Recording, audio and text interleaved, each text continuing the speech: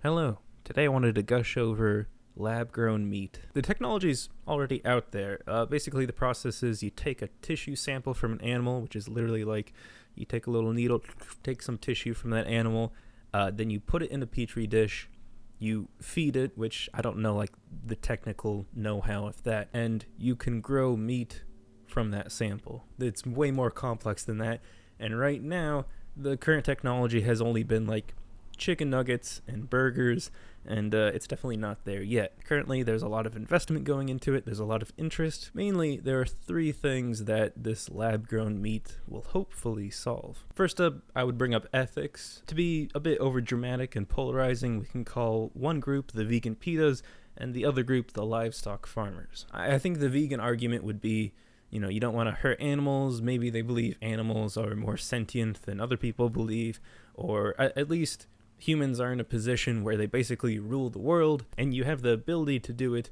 without harming other creatures, then you may as well do that. On the other hand, we've been eating animals for all of human existence. I mean, that's why we're omnivores, right? The technology of livestock has been able to tame animals and make them suited and basically genetically change them to make them for humans. It's just part of the hierarchy. Ethically, there isn't a problem with killing animals. So I think the ethics is probably the strongest point of contention between the two different groups. Again, these are both polarizing examples. Most people are like, you know what, this is how I eat. I don't really care how you eat. But I think lab-grown meat in this way cuts out most of the issues. I'm sure there's gonna be people that are like ethically aren't gonna be all right with eating lab-grown meat.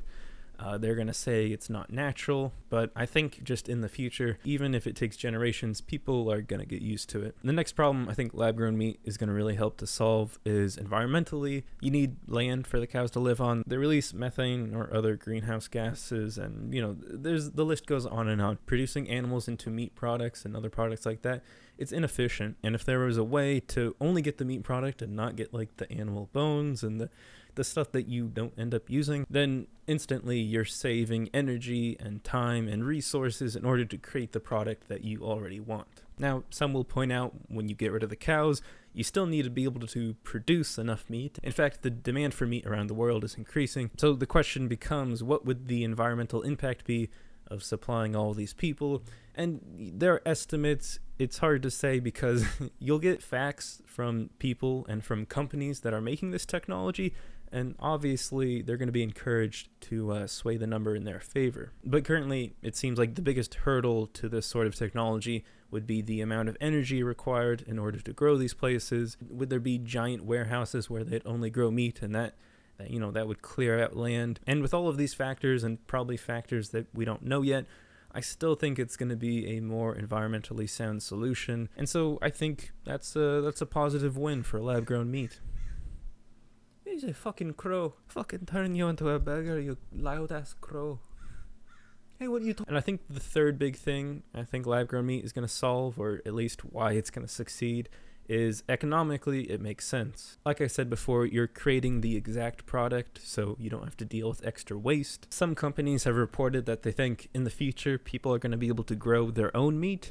Maybe not in my lifetime. And whether or not that actually happens, I think lab-grown meat is gonna become cheaper than traditional meat. I think right now they're trying to match it to that price point. I think one thing I've learned is that as humans, we're gonna accept the technology no matter what, if it's better and cheaper. Ethics and environmentalism, they all go out of the window when you get a really cool new piece of technology that just makes your life better. It's cheaper, it makes your life better.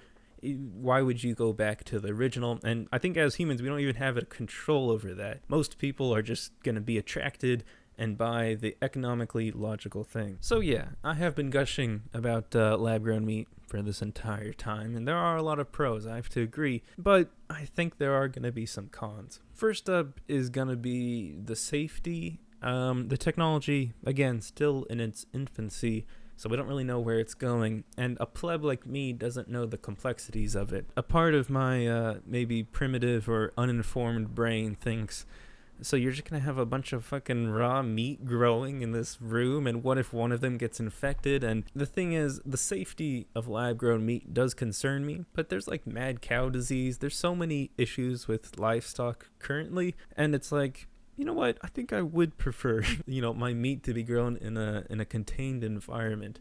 I think that would be pretty nice. So I think it's too early to completely freak out over the safety concerns of lab-grown meat. But I think with any technology, there's going to be growing pains that end up hurting society as a whole that uses it. There's going to be those people that used to produce livestock and that was their livelihood. And, you have generations of farmers that are basically not going to be able to do that job anymore. And also people making this technology claim that, you'll be able to make it in your own house, or there's going to be, it's easy to set up. It's going to be a low entry cost point. But with this type of stuff, there's currently a ton of investors putting money into this technology. Those big companies that are already acquiring a bunch of wealth that end up being able to produce these technologies that they can sell to the masses.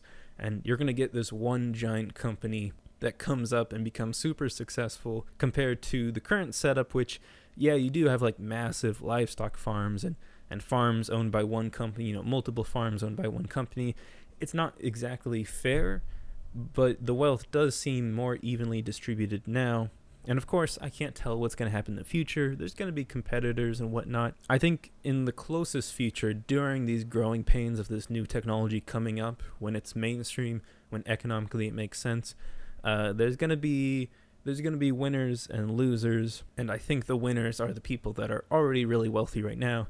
And the losers are going to be the people that weren't even able to really compete in the game. Also, the winners are going to be the consumers, and ultimately they're the people that the other two are usually fighting over. There's a bunch of different factors I can't predict for. Maybe the technology never really takes off. I think lab-grown meat is going to be beneficial in a ton of ways. The good is going to outweigh the bad, and ultimately I'm really excited for lab-grown meat. I want to try it so bad. There's a San Francisco company that was supposed to release some chicken nuggets before the end of last year.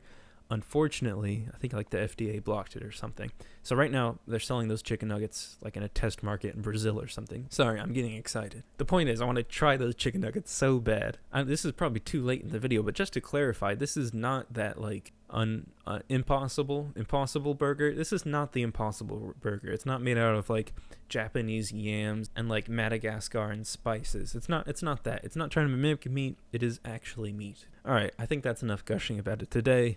Thank you all for watching. Bye.